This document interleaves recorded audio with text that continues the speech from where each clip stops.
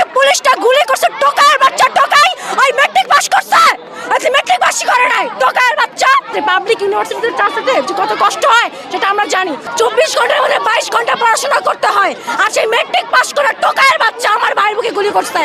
আমরা স্বাধীন দেশের পরাধীন নাগরিক, আমাদের স্বাধীনতা পুনরায় দরকার।